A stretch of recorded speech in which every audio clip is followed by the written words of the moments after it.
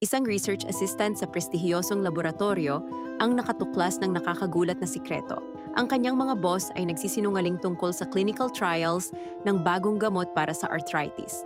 Tinatago nila ang katotohanan na ang gamot ay nakakasira ng atay at maaaring pumatay sa loob ng ilang buwan. Inaalok siya ng promotion at co-authorship sa mga breakthrough publications. Pero binabanta rin siyang sisirain ang kanyang career kapag nagsumbong siya. $200,000 ang kanyang utang sa pag-aaral. Mahirap ang kanyang buhay bilang researcher, pero hindi siya sumuko sa tama. Sa loob ng 8 buwan, sikreto niyang kinopya ang mga falsified data at patient records. Nakita niya kung paano nagiging masama ang kalagayan ng mga test participants.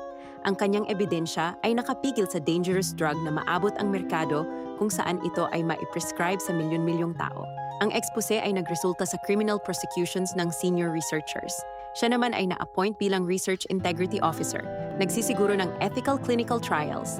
Isang desisyon ang nagbago sa lahat, hindi dahil ginantimpalaan siya ng mundo, kundi dahil ginantimpalaan niya ang sarili niya ng integridad.